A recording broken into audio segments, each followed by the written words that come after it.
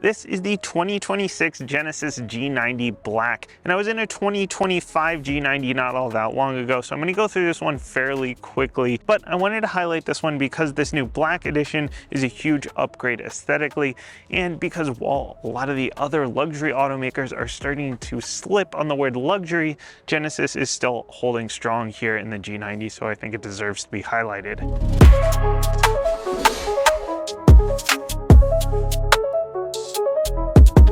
Last year, the G90 came in two trims, a base and an E-Supercharged version, and that E-Supercharged version is more than just a little bit of extra boost in power. It also adds a lot of goodies, which we'll get to as we go here. But those have both gone up by about $1,500 this year, so you're just under 93 grand for the standard, and about 103 grand here for the E-Supercharged version, and then the new Black edition sits on top of that one. It's pretty much entirely aesthetics on top of the E-Supercharged version of the G90, and that one will run you just under 106 grand. Outside of the price bump and the new Black edition, changes across the board include new flat windshield wipers with integrated washers and some updates to the alert sounds for some of the assist systems. Not a huge change here, not a huge update here for 2026 in terms of that, but let's dig into the Black edition a little bit more. So the last G90 I was in this same white color, but this Black edition comes in either white or black, as confusing as that is.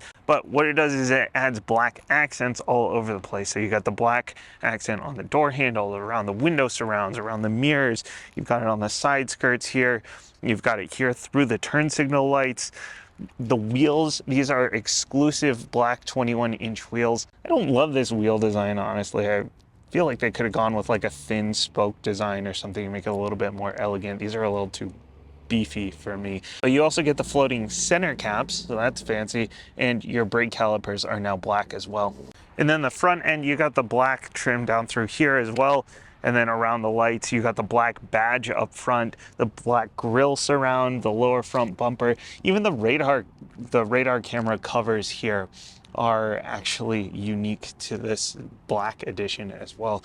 And then in the rear, you also have more black trim, the exhaust surrounds and the lower rear bumper as well. So you can kind of get the all blacked out, sort of murdered out, and I don't know if kids still say that these days, but that's how I would have said it if I was a kid. Look of if you get the all black, or you get the sort of stormtrooper look here in the white, and I think that makes a huge difference aesthetically.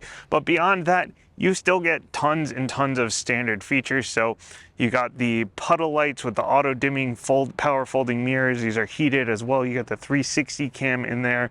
You've got keyless access to both the front and the rear doors. Love to see that. That makes it so much easier with kids. I do wish that the door handles didn't recess like that. That's not my favorite. But luckily, even with this cold, icy week, those haven't been an issue. They're not getting stuck or anything.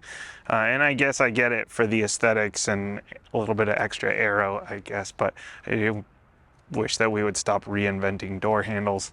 One difference though here between these door handles on the base and the supercharged version, and therefore also the Black edition, is that instead of the standard soft closed doors, you get these easy closed doors where you just touch the little square there and they will close on their own. My 6-year-old loves closing the doors.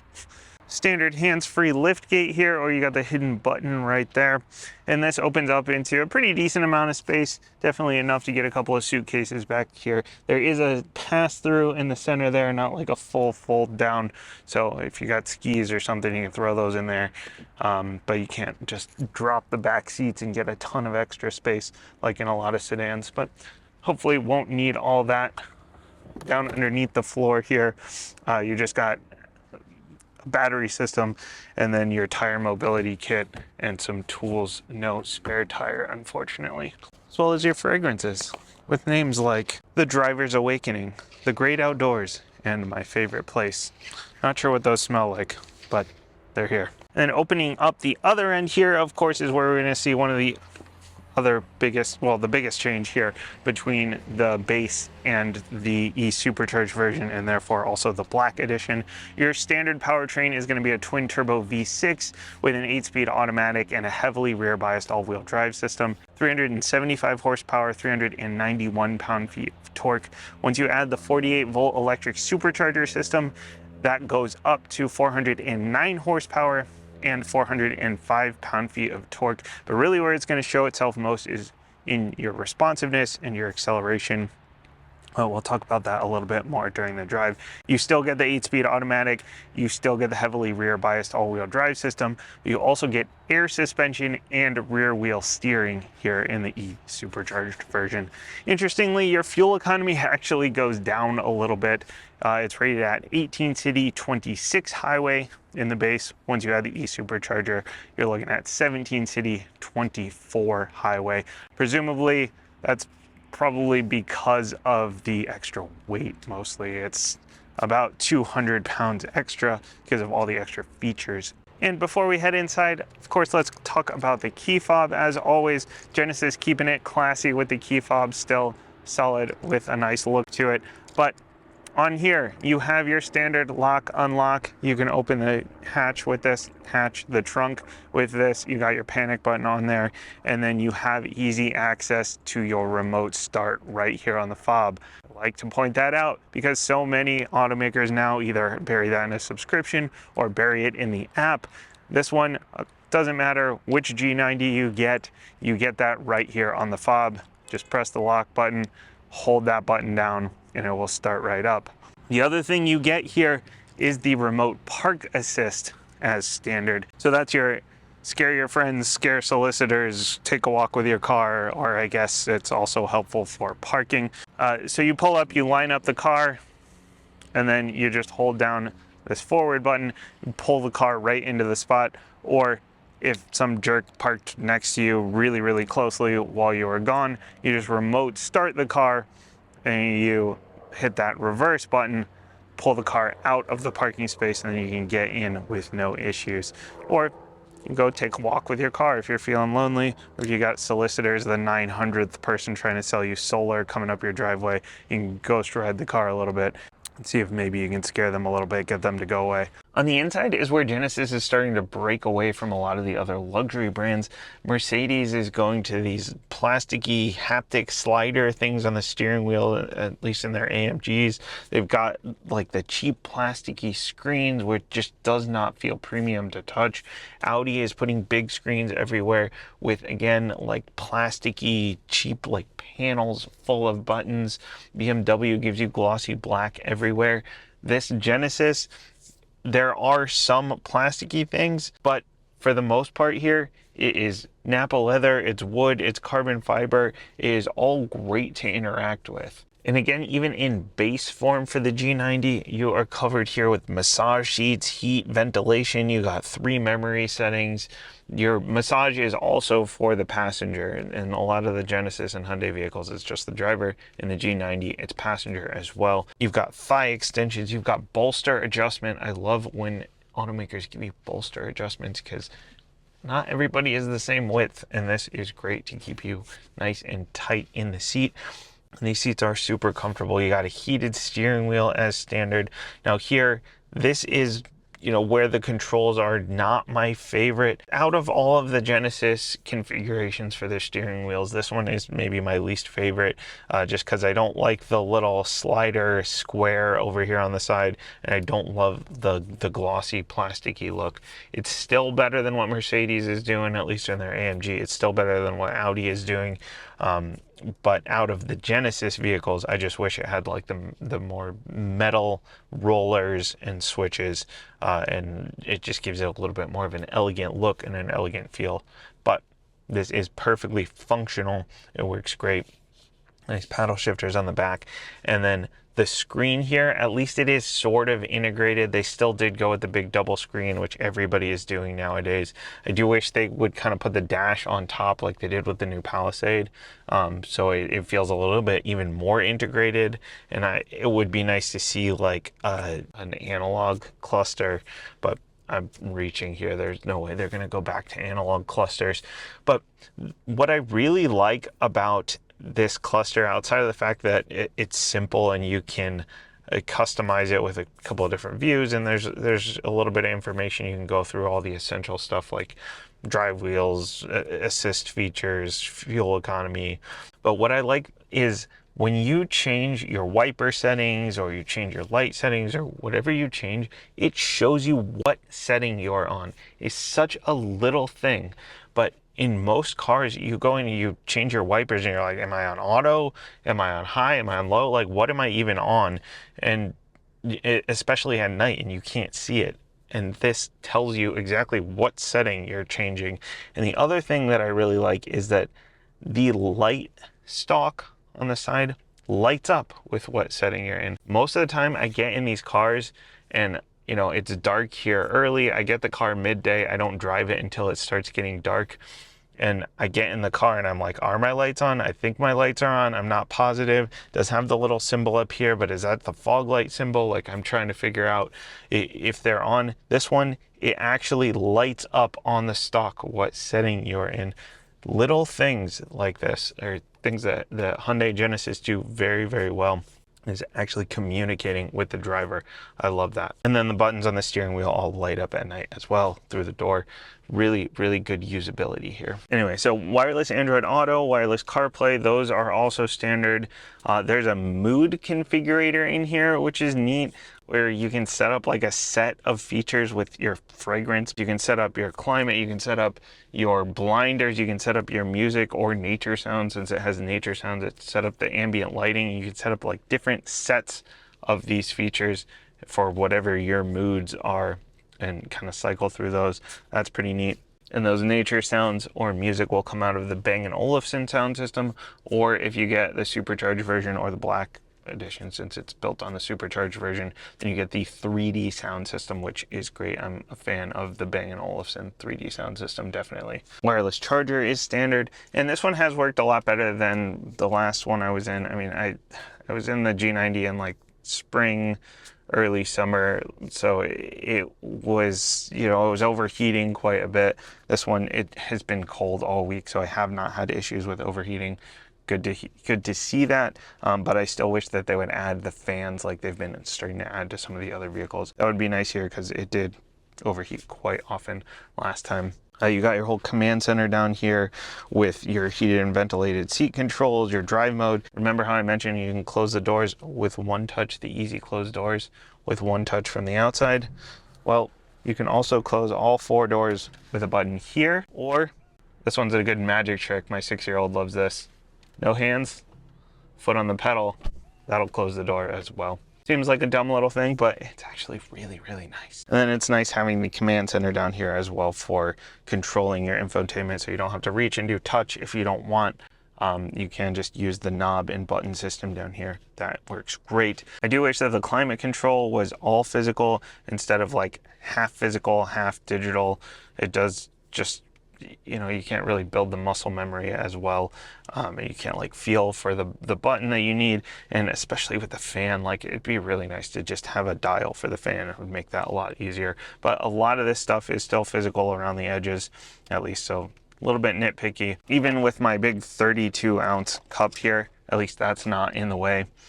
So good design there for the cup holders, and the cup holders hold things in quite nicely. And if you don't like the look of them, you can hide that and make it nice and clean. Up top, you got the auto dimming mirror standard with HomeLink. You do have a spot for sunglasses, and then the big double moonroofs. Well, not big, but double moonroofs. The things that are different up here in the black edition are this black ash wood through the doors here. And then you've got the brass G matrix design. I really like this look. So the regular supercharged version gets you the carbon fiber and wood, and it sort of looks marbly. It's really nice. I do like it, but this I feel like adds even more of like an elegance to it, more of like a subdued feel to it. And then if you get the base version, I'm going to keep using that in quotes because you still get so much even in the base. That'll be like a matte black wood. And then here, the other thing in the black edition is your Nappa leather turns into semi-aniline Nappa leather, and you get this quilted look all over instead of the standard pattern. The back seats here, these are awesome. They are so spacious, so comfortable, and they are heated as standard, but here's where the supercharged version starts to get away from the regular version, is you also get ventilation and massage back here when you get the supercharged version.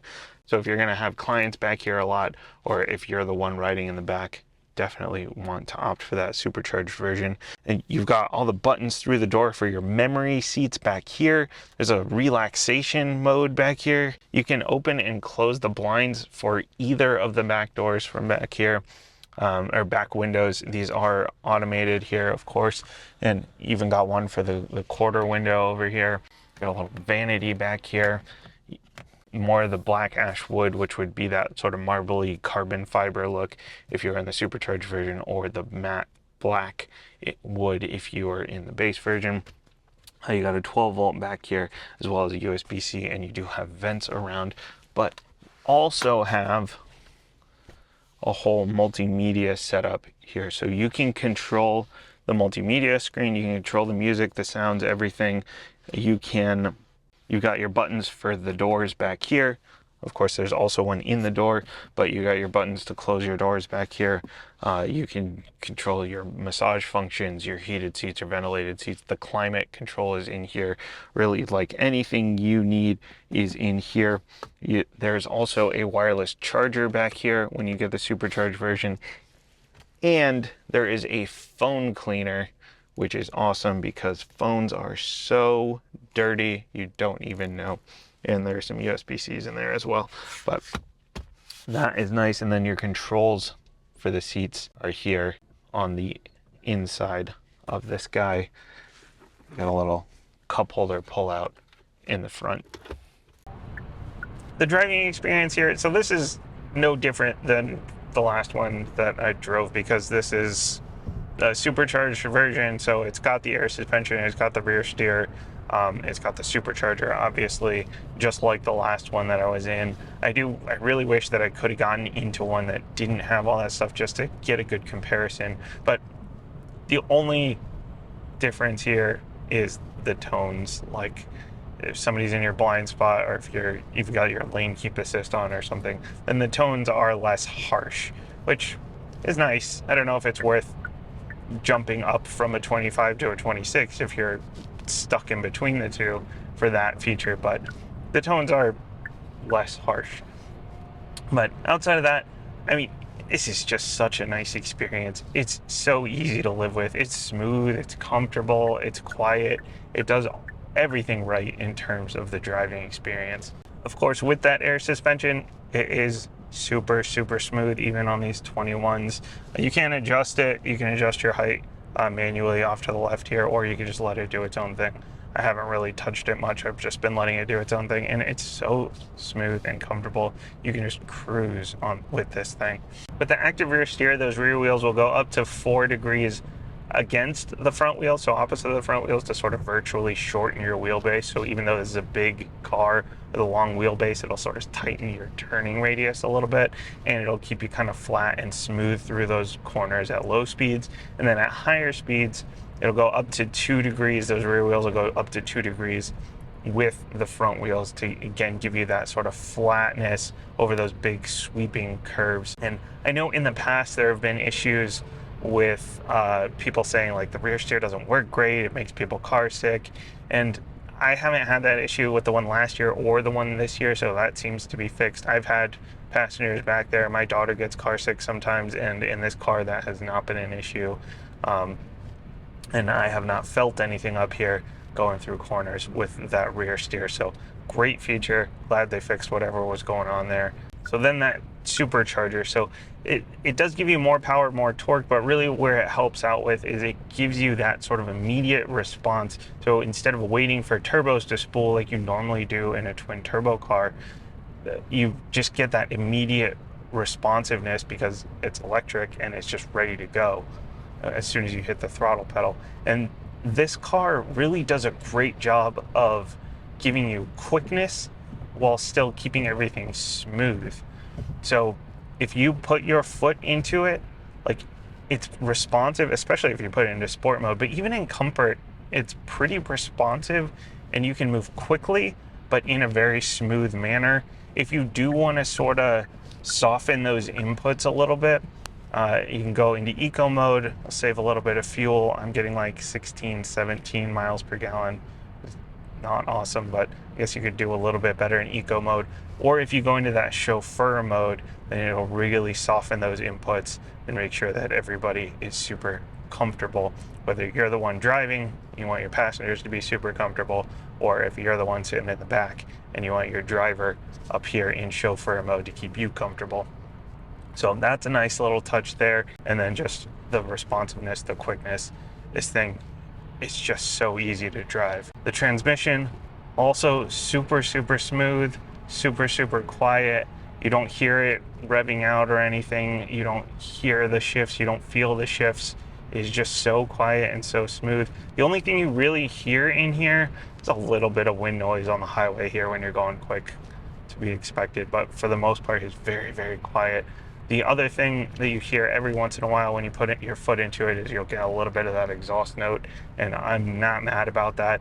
It's a good exhaust note. It sounds great. This stuff. So all the driver's assist features are the same, whether you get the supercharged or non-supercharged.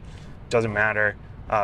And so you're loaded out. I mean, you've got the front collision avoidance, the rear collision avoidance, the blind spot monitoring, the rear cross traffic alert, the highway drive assist 2, lane keep, the lane centering, the 360 cam, the head-up display.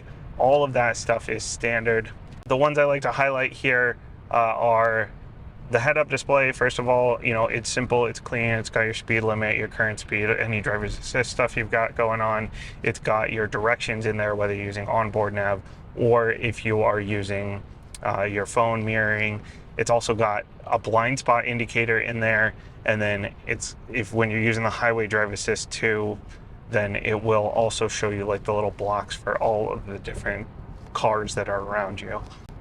And so what that highway drive assist 2 is, beyond the little blocks for all the cars around you, is it's your lane centering and your radar cruise sort of mixed together. It keeps you very well centered in your lane. It modulates your speed very nicely. You can have it sort of adapt to your driving style in the 2 version of the highway drive assist. And it's just really nice, like on those long highway stints where it just can kind of help take away a lot of those little micro adjustments in the wheel. It's not a hands-free system, but it's really nice. It's really helpful. Or if you get distracted for a second, you have to look back at your kids or your client or whoever, and it'll just help keep you centered in your lane. And actually, even though it's called highway drive assist, that lane centering also works on side roads if you need it to. And beyond the blind spot monitoring that shows up in the cluster, as well as the head-up display and on the mirrors, you also have the blind spot cameras here. Again, it doesn't matter if you get the base G90 or the supercharged or the black or whatever. So what that does is you hit your turn signal and it will show you an unobstructed view to the guy that's tailgating you for no reason. You can see him right there. Straight unobstructed view to your blind spot of whichever turn signal you hit. And actually with the highway drive assist 2, it also will lane change for you. So if you tap that turn signal and you have everything on, then it will perform the lane change for you as well, which again, it's not a hands-free system, so you still got to give it your hands on the wheel anyway. It's not maybe the biggest deal here, but I guess it's there if you want it. The rest of the assist features have really stayed out of the way quite nicely. They're there when you need them, out of the way when you don't need them. The forward collision went off once. It didn't like how close I was getting to somebody that was turning. And then the blind spot goes off every once in a while. If somebody's sort of close to your blind spot but not quite in it, then it'll still give you that tone. It's not, again, it's a less harsh tone than before, and it never really bothered me anyway. But that one will go off every once in a while. And then the lane shove, that one that like where you start to hit the edge of your lane where it'll shove you back in, I just turn that off. And that's another thing that's nice. You can turn all this stuff off it will just stay off, won't come back on unless you turn it back on. Nice set of features, pretty comprehensive, good stuff for, good stuff that's there when you need it, out of the way when you don't need it. Ultimately, the G90 is a lovely car to live with. It has just been such a great week. Whether you're the driver or the passenger, this thing gets so many things right. Now, if you are stuck between a 25 and a 26, yeah, the updated windshield wipers and the new sounds, the updated alert sounds are nice. They're incremental improvements. I don't know that they're worth the cost of the depreciation between the two or the deal that you can get between the two. But if you are going new, I do really like this package, this black package. I think it makes a huge difference aesthetically, both on the outside and on the inside. And I do think that that is worth the upgrade over the supercharged version. I also think the supercharged version is worth it over the base. The base is still very, very well equipped, but the air suspension, the rear steer, the extra comfort features in the back, if you are taking clients around or if you're spending a lot of time in the back seats, I do think that those things are worth it, and the supercharger itself, of course. But as always, let me know what you think about the 2026 Genesis G90, black or otherwise. Thanks for watching. I'll see you next time.